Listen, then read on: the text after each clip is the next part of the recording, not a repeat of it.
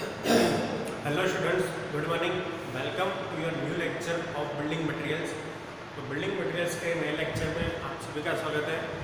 Building material के previous sessions में हमने चैप्टर कंप्लीट किया था क्ले प्रोडक्ट्स, जिसमें क्ले के रिगार्डिंग सभी प्रोडक्ट्स हमने देखे थे। एक जो मेन ग्रेट इम्फेसिस था वो ये यूनिट में यानी कि क्ले प्रोडक्ट्स के यूनिट में हमारा ब्रिक्स पे था कि ब्रिक का प्रोडक्शन से लेके यानी कि ब्रिक का जो फॉर्मेशन होता है वहाँ से लेके सप्लाई तक हमने देखा था कि कैसे किया जाता है। पूरा ब्रिक का स्टेप बाय स्टेप फॉर्मेशन देखा था आपने चारों स्टेप में। फिर उसके बाद जो टाइल्स के प्रोडक्ट थे यानी कि टाइल्स कितने टाइप की होती है वो देखी थी। ओके, तो ये सब हमने लास्ट यूनिट में देखा था, जो कि आपका इंपॉर्टेंट पॉइंट था क्योंकि ब्रिक हम सबसे ज़्यादा कंस्ट्रक्शन में यूज़ करते हैं। ओके, अब इसके बाद यानी कि ये लेक्चर में हम नया यूनिट शुरू करने जा रहे हैं फ्रेंड्स। तो ये जो नया यूनिट स्टार्ट हो रहा है उसका नाम मैंने यहाँ पे लिखा हुआ है सीमेंट कंक्रीट। तो आपको पता चल गया होगा कि मैं अब सीमेंट कंक्रीट जो आपका दूसरा इम्पोर्टेंट कंपोनेंट है बिल्डिंग मटेरियल में उसका बात कर रहा हूँ। ओके, तो यस फ्रेंड के सीमेंट कंक्रीट जो है वो आपका सबसे इम्पोर्टेंट में से इम्पोर्टेंट जो है वो कंपोनेंट है कोई भी बिल्डिंग स्ट्रक्चर के लिए यानी कोई भी कंस्ट्रक्शन के लिए।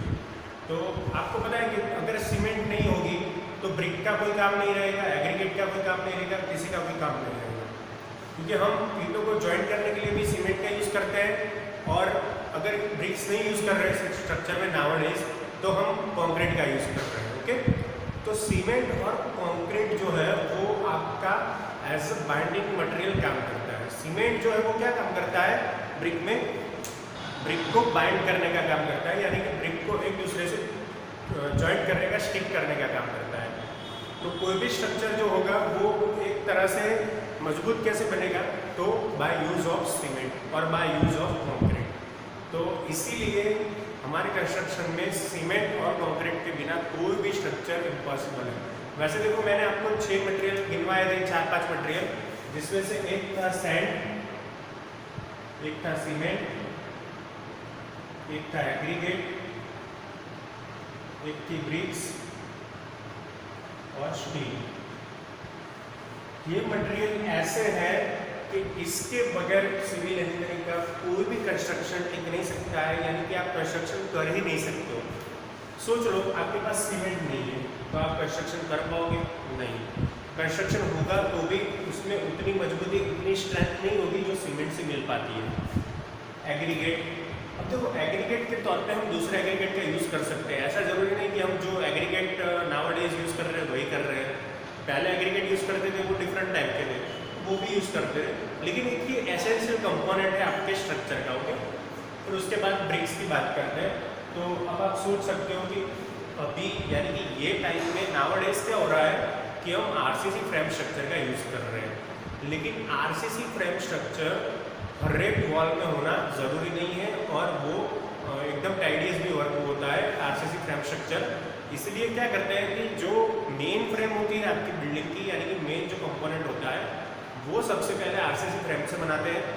फिर उसके बाद में जो वॉल्स बनती है दो कॉलम्स के बीच में या बीम्स के बीच में, तो वो सब हम ब्रिक्स से बनाते हैं। ओके, तो इसके लिए ब्रिक्स जो होती है वो हर एक स्ट्रक्चर में ज़रूरी होती है।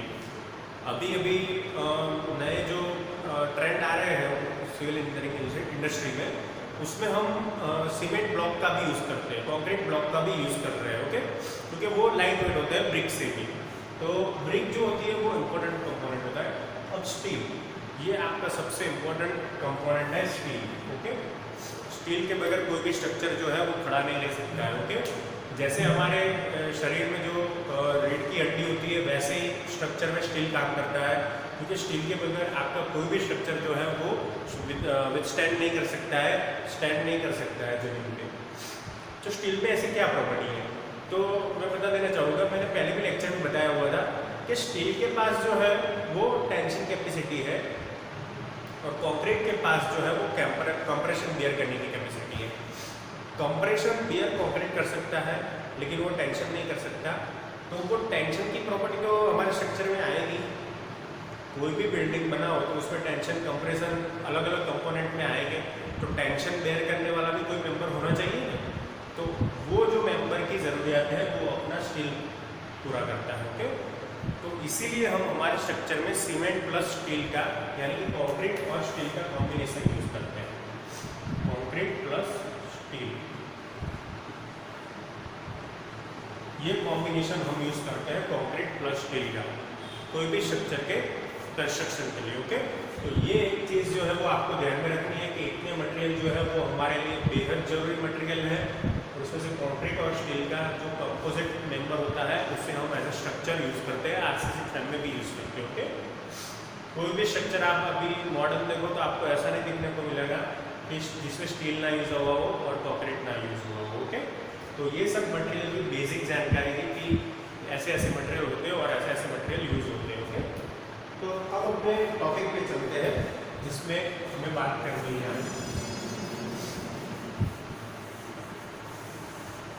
तो आज का आपका टॉपिक है सीमेंट कंक्रीट। ओके, तो ये जो कंक्रीट बनता है किस चीज से बनता है? तो कंक्रीट जो आपका बनता है वो बनता है cement plus sand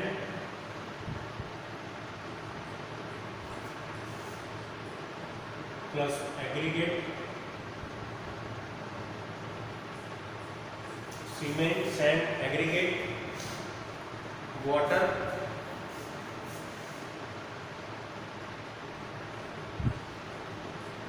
air. Okay, ये सब जो है वो बेसिक कंपोनेंट्स है और लास्ट वाला एक है ए के ऊपर से एडमिक्सचर।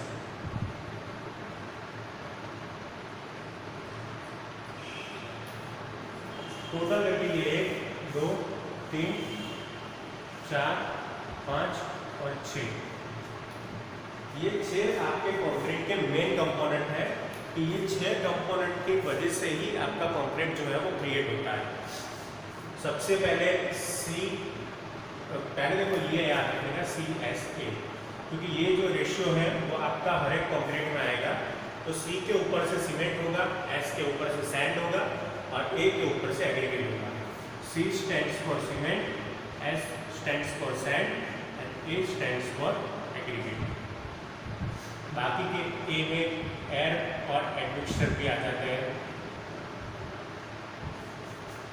और W यानी कि वाटर।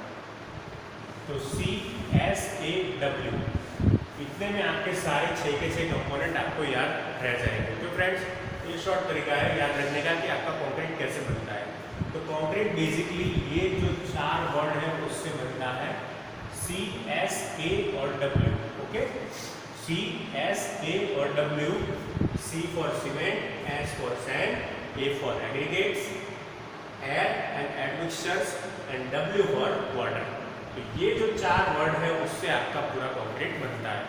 अब ये चैप्टर में हम वही डिस्कस करने वाले हैं कि कंक्रीट जो है वो कैसे बनता है, यानी कि जैसे हमने ब्रिक की पूरी प्रोसेस देखी थी, पूरा लेआउट देखा था, वैसे ही हम इसके सारे कंपोनेंट 6 के 6 का पूरा लेआउट देखेंगे कि कौन सा मेंबर जो है वो किस तरह से काम करता है और उसे कंक्रीट में एक्शन में कैसे लाया जा सकता है। ओके, सबसे पहले मेन कंपोनेंट लिखा है मैंने सीमेंट। ओके, आपका सीमेंट किस टाइप का है उसके ऊपर से ही हमको पता चलता है कि कैसा आपका कंक्रीट बनेगा। जितनी आपकी सीमेंट की कंप्रेसिव स्ट्रेंथ ज़्यादा होगी उतना जो है आपका कंक्रीट भी ज़्यादा मजबूत होगा। ओके, तो सीमेंट का टाइप जो है वो सबसे इम्पोर्टेंट पॉइंट है हमारे कंक्रीट के लिए, पहली बात तो। फिर उसके बाद सैंड। अब सैंड आपको पता है कि अलग अलग क्लास की होती है, वो मैंने लास्ट टाइम भी पढ़वाया था ब्रिक जब फॉर्म कर रहे थे। तो ब्रिक में हम कंपोनेंट के तौर पे कौन सा यूज़ करते हैं? रॉ मटेरियल के तौर पे क्ले यूज़ करते हैं। ये खास याद रखना कि ब्रिक्स में हम क्ले का यूज़ कर रहे हैं मेन कंपोनेंट, और अगर हम सीमेंट की बात कर रहे हैं तो हम यूज़ करेंगे सैंड। ओके, ये दोनों का बेसिक डिफरेंट है कि ब्रिक में जो कंपोनेंट यूज होता है वो क्ले है। क्ले और सैंड एक दूसरे से कैसे अलग होते हैं वो आपको पता होना चाहिए। क्ले यानी हम उसे मिट्टी बोलते हैं और सैंड यानी कि हम उसे रेती बोलते हैं। ओके, तो ये सैंड और क्ले एक दूसरे से काफ़ी अलग है। दोनों के कैरेक्टरिस्टिक्स, दोनों के फिजिकल लुक, दोनों के केमिकल कंपोनेंट्स और केमिकल कैरेक्टरिस्टिक्स वो सब अलग है। ओके, तो ये आपको ध्यान में रखना है कि ब्रिक्स में जो यूज़ होता है मेन कंपोनेंट उसे हम क्ले बोलते हैं, और सीमेंट में जो कंपोनेंट यूज़ होता है उसे हम सैंड बोलते हैं। ना आपको याद रखना है। तो दूसरा हमारा जो मेन था वो था सैंड, कि सैंड का यूज़ हम कैसे करते हैं, कितनी मात्रा में यानी कि कितने प्रपोर्शन में करते हैं, कैसी सैंड का यूज़ करते हैं, उसके ऊपर डिपेंड करता है कि कैसा आपका कंक्रीट बनेगा। अब कंक्रीट में जो मेन पार्ट आता है यानी कि 50 to 60% जो कंज्यूम होता है वो होता है आपका एग्रीगेट। ओके, आप कोई भी रेशियो से सीमेंट, सैंड और एग्रीगेट का उठा के देखोगे तो आपको सबसे ज़्यादा प्रपोर्शंस जो है वो एग्रीगेट का देखने को मिलेगा। अप्रोक्सीमेटली मैं इतना बोल सकता हूँ कि 60 to 70% जो है वो जो आपका टोटल वॉल्यूम होता है कंक्रीट का वो एग्रीगेट कंज्यूम करता है। यानी कि अगर 100% का कंक्रीट है, 100% कंक्रीट है तो उसमें से 60 to 70% तो एग्रीगेट ही होगा। तो अब आप सोच सकते हो कि एग्रीगेट जो है वो कितना इम्पोर्टेंट पार्ट है। एग्रीगेट वैसे देखने जाए तो एग्रीगेट में बहुत टाइप नहीं होते, लेकिन उसमें हाँ शेप की वजह से टाइप जरूर होते हैं। ओके, तो वो शेप की वजह से जो टाइप पड़ते हैं उसके ऊपर डिपेंड करता है कि आपका जो कंक्रीट है वो कैसे बनेगा। तो ये तीनों मेन कंपोनेंट है। उसके बाद वाटर। अब देखो वाटर ऐसा कंपोनेंट है वो वैसे तो मेन नहीं है, लेकिन वाटर के बिना कंक्रीट का कोई फॉर्मेशन नहीं है। ओके, वाटर की क्या हमें ध्यान रखना है कि क्वालिटी ध्यान रखना है कि वाटर की क्वालिटी और क्वांटिटी कितनी हम यूज़ कर रहे हैं, उसके ऊपर कंक्रीट आपका कैसा बनेगा वो डिपेंड करता है। अगर पानी हम ज़्यादा यूज़ करते हैं तो स्लरी वाला कंक्रीट जो है वो बन जाएगा, और अगर पानी हम कम यूज़ कर रहे हैं तो थोड़ा मतलब गड्ढे जैसा कंक्रीट बन जाएगा। यानी पानी का जो यूजेस है वो हमें एक फिक्स कर देना चाहिए कि कितना पानी कितने कंक्रीट में यूज़ करना है। ओके, तो ये सब हम देखेंगे ये चैप्टर में कि वाटर कैसे यूज़ करना है। अब एयर, अब आप सोचोगे एयर का क्या काम है। तो जो भी हम मटेरियल बनाते हैं या कोई भी मटेरियल बनाते हैं तो उसमें एयर होती ही है। कोई भी बिल्डिंग मटेरियल पकड़ लो तो उसमें पोरस होते हैं, पोर्स होते हैं। पोर्स यानी कि जो होल्स होते हैं मटेरियल में वो जो होल होते हैं उसमें एयर होती ही है, बराबर बाय डिफ़ॉल्ट। तो वो एयर जो है उसे कैसे रिलीज़ करना, वहाँ से एयर की जगह में कौन से मटेरियल यूज़ करना वो खास इम्पोर्टेंट है। तो हम कंक्रीट में भी ऐसा ही करते हैं, ये जो एयर है उसका भी हम यूज़ कर लेते हैं कंक्रीट में। ओके, तो इसके बारे में भी देखेंगे कि क्या होता है। और लास्ट में जो है वो एडमिक्सचर्स। अब देखो एडमिक्सचर्स एक टाइप से केमिकल कंपोनेंट्स है। केमिकल कंपोनेंट यानी कोई फिक्स कैरेक्टरिस्टिक्स वाले केमिकल कंपोनेंट्स हैं।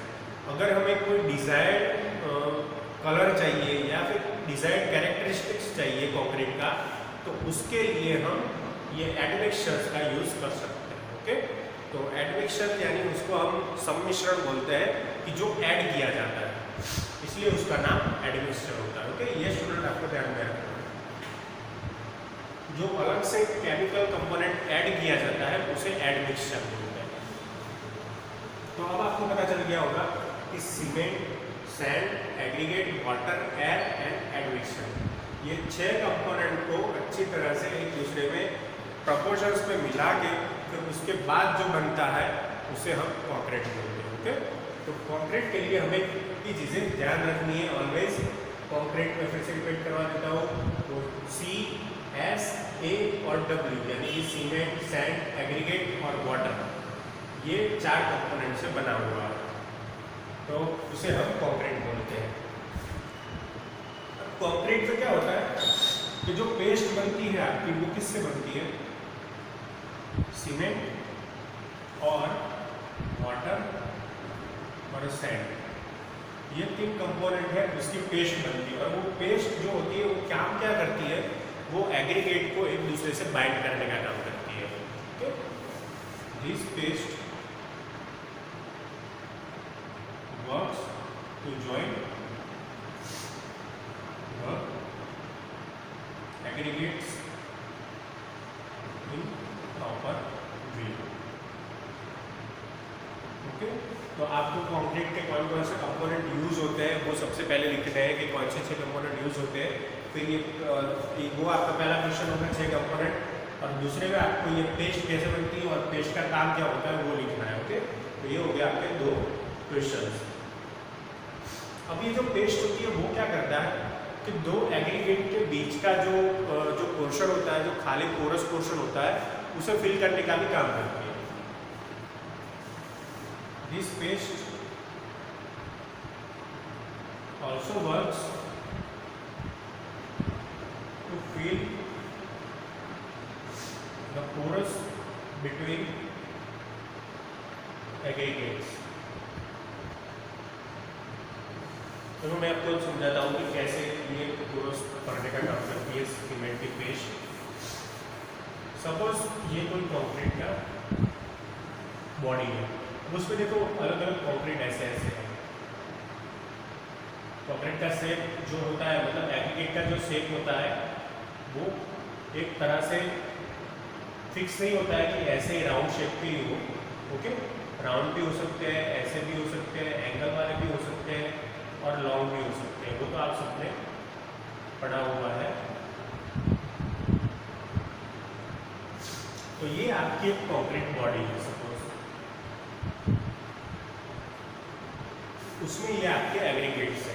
अंदर के जो पार्टिकल्स है वो आपके एग्रीगेट्स हैं।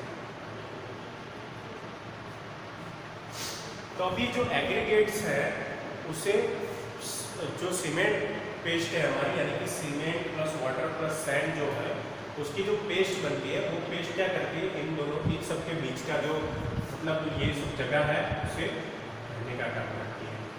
ओके,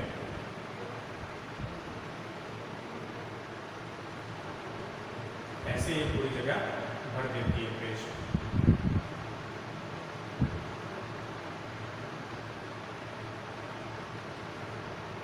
ओके, तो ऐसे आपका टोटल कंक्रीट बॉडी है वो तैयार होता है।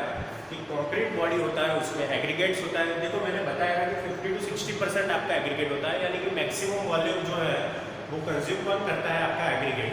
फिर उससे कम में सैंड आती है, फिर उससे कम में सीमेंट आती है। यानी कि सीमेंट, सैंड और वाटर की जो हमारी जो पेस्ट बनती है वो क्या करती है, एग्रीगेट को एक दूसरे से बाइंड करने का काम करती है, एज ए बाइंडिंग मटेरियल काम करती है।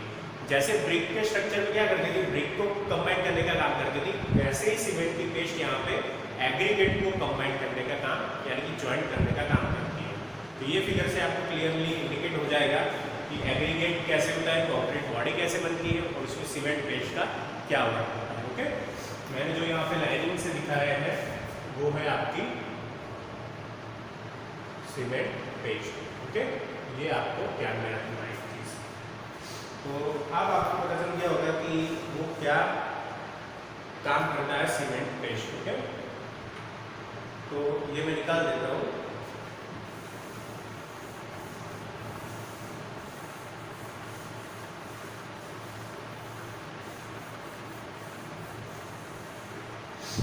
अब सबसे पहला कंपोनेंट हम पकड़ते हैं सीमेंट।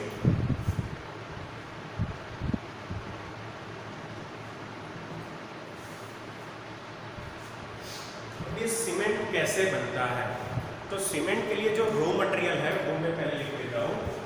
सीमेंट के जो रॉ मटेरियल है,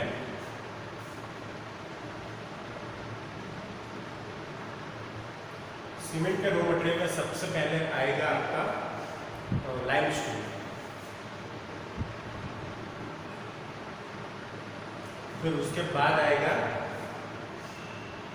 क्ले और शैल।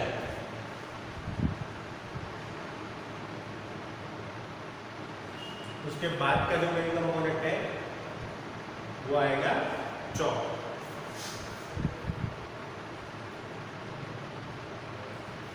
तो ये सब जो है वो आपके रॉ मटेरियल है।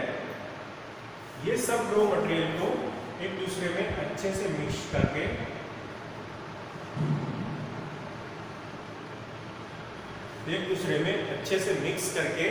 उसे ग्राइंड करके उसको 1200 to 1500 डिग्री सेल्सियस पे गर्म किया जाता है। 1200 degree Celsius to 1500 degree Celsius. Okay, उस पे उनको बर्न किया जाता है। Mixture is burn. आपका लाइमस्टोन बोलो, चॉक बोलो, क्ले और सेल बोलो, तो ये सब को अच्छी तरह से मिक्स करके, प्रॉपरली मिक्स करके हम उसे टेम्परेचर 1200 डिग्री सेल्सियस से 1500 डिग्री सेल्सियस पे गर्म करते हैं मिक्सचर को। फिर उसके बाद क्या होता है, उसमें 2 to 3% प्लस 2% to 3% जिप्सम भी ऐड किया जाता है। तो ये सब प्रोसेस मिला के जो बनता है उसे हम सीमेंट बोलते हैं। ओके, यहाँ से जो फाइनल प्रोडक्ट आएगी उसे हम सीमेंट बोलते हैं। तो ये सीमेंट का मैंने बेसिक टर्मिनोलॉजी समझा दिया कि कैसे आप सीमेंट प्रोड्यूस कर सकते हो। सीमेंट के रॉ मटेरियल्स है लाइमस्टोन, चॉक, क्ले और सैंड। उसे प्रॉपरली मिक्स करना है, फिर उसके बाद उसे जो पिलर आती है उस स्पेशल सीमेंट बनाने की, उसमें 1200 degree Celsius to 1500 degree Celsius तक उसे गर्म करना है। फिर लास्ट में उसे कूल करके उसमें 2% to 3% जो है वो जिप्सम ऐड करना है, तब जाके आपकी सीमेंट तैयार होती है। ओके, तो ये पूरा प्रोसेस हो गया उसके रॉ मटेरियल के साथ कि कैसे आपका सीमेंट बनता है। ये हमने ऊपर से देखा है फ्रेंड्स यहाँ पे, लेकिन नेक्स्ट लेक्चर में यानी कि इसके नेक्स्ट लेक्चर में हम देखेंगे कि सीमेंट कैसे रियली में प्रोड्यूस किया जाता है। ओके, तो नेक्स्ट लेक्चर है वो आप सब जरूर देखें। और मेरे जो 2 क्वेश्चन है उसे आपको शाम को 6 बजे तक सबमिट कराना होगा। पहला क्वेश्चन जो आपका कंक्रीट होता है उसमें कौन कौन से कंपोनेंट्स होते हैं और सीमेंट पेस्ट जो है वो क्या काम करती है, और सेकंड क्वेश्चन है आपका कि सीमेंट के रॉ मटेरियल और उसकी ये प्रोसेस पूरी इस तरह से आपको दिखानी है।